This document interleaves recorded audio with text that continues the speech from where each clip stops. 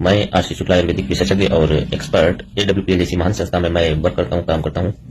दोस्तों, आज जानेंगे गाल ब्लैडर की जो पथरी होती है यानी पित्ताशय की पथरी वो कैसे होती है और उसका क्या इलाज है और AWPL यानी एस्क्लेपियस के कौन से प्रोडक्ट से वो रिमूव होती है। तो चलिए शुरू करते हैं आज के इस वीडियो को। गाल ब्लैडर की पथरी के अनेक रोगी ठीक हुए हैं। अगर ऑपरेशन आप करा देते हो, गाल ब्लैडर निकलवा देते हो, तो आपके बॉडी में यानी अमाशय में यानी स्टमक में, पेट में बहुत ज्यादा एसिडिटी, जलन, खट्टी डकारें, गैस बनना, अपच होना, ये समस्या बढ़ जाती है और आजीवन आप खाना ठीक से नहीं खा पाते हो।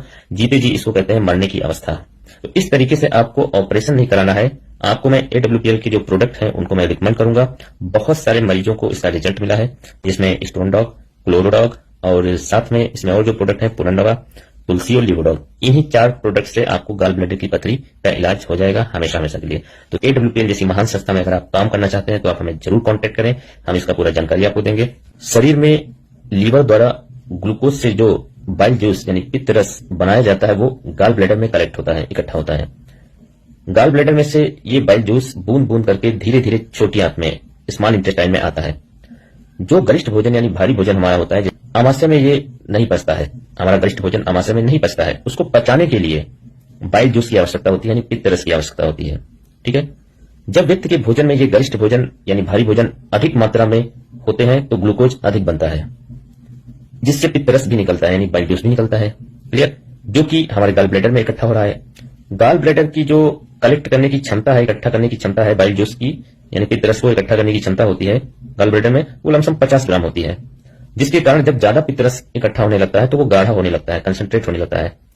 पित्त रस आपका जब बाइल जूस गाढ़ा होने लगता है तो गाढ़ा होने के कारण वो क्रिस्टल फॉर्म में यानी कण के रूप में इकट्ठा होना शुरू हो जाता है आपके गाल ब्लैडर में, पित्ताशय में।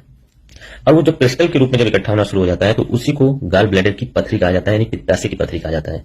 क्लियर, लेकिन ऑपरेशन के माध्यम से डॉक्टर आपकी गाल ब्लैडर को ही निकाल देते हैं, जो कि बहुत गलत आपके साथ होता है।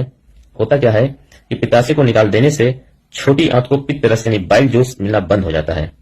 इसके कारण व्यक्ति को भारी भोजन नहीं पचता है या नहीं डाइजेस्ट हो पाता है और जीवन भर उसे सादा भोजन खाना पड़ता है। नेचुरोपैथी में हम बताएंगे आपको कि नेचुरल चीजें खाने से, प्राकृतिक भोजन खाने से, सादा भोजन खाने से पित्त रस की मात्रा बननी कम हो जाती है, बाइल जूस की मात्रा बननी कम हो जाती है।